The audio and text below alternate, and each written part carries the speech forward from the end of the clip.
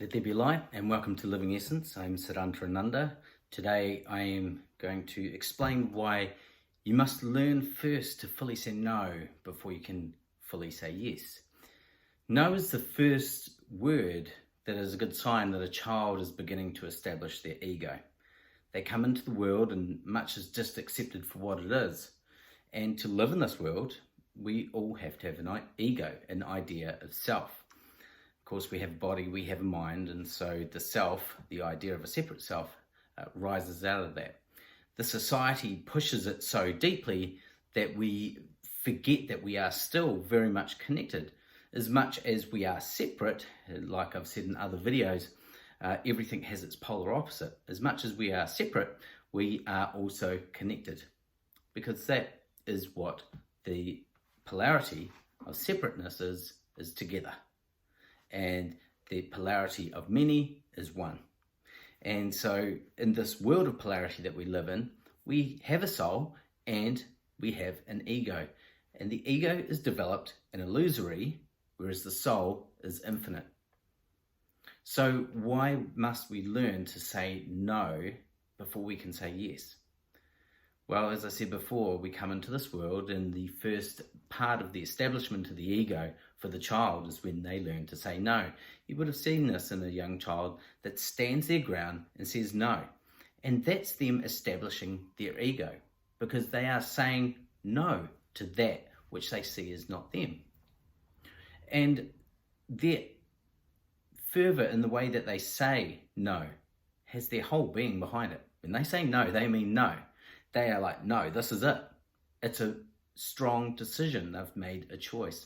And when you start making choices, you're establishing the ego.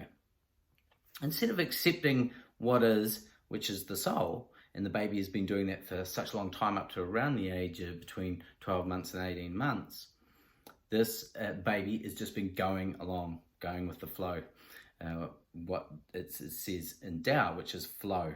Just being available to what is as it unfolds and experiencing it as such.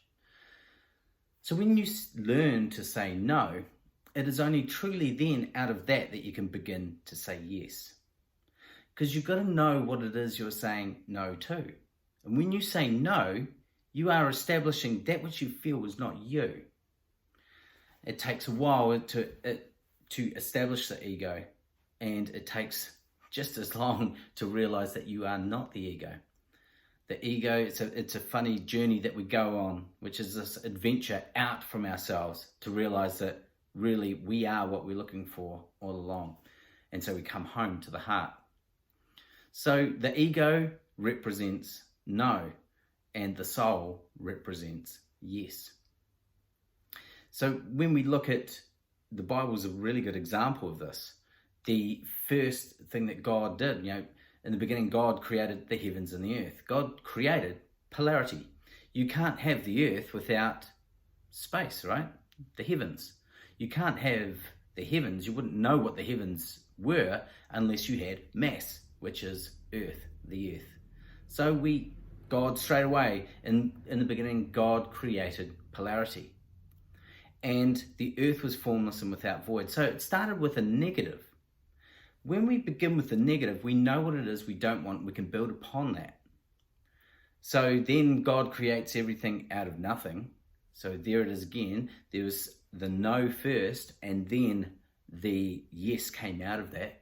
The affirmative came out of the negative. Then God said to Adam and Eve, and remember, this is all metaphor for our life, for our understanding. God said, don't eat from the tree of the knowledge of good and evil, from the tree of polarity. Don't consume of that mind, for in that day you shall surely die. So God first said no, and out of that no, then birthed a yes. Eve said yes out of a no. And then out of that, again, down the times, down the ages, humanity learnt the outcome of no. They learnt what no was, what the negative was. To say no will have its negative, but also to say no will have its positive. Without their no, there would be no Christ. Why would there be need for a Christ? And you have many Christians that go on about how important Jesus is, but unless there was first a no, there would be no Christ. There would be no need for a Christ. So out of the no, then comes the affirmative. And later down the track, when the Israelites came out of Egypt, God gave them laws, and the laws were no. First they were no. They were establishing, you shall not do this, and you shall not do that. Why would God do that? Well, much like the child that says no, and as much as they're saying no, they're understanding at the same time what they are saying yes to. Because no matter what, whether you say yes or whether you say no, you are also saying the opposite. So when you say yes to something, you're saying no to something else. So we first learn it's easier to go to the negative and say no to something.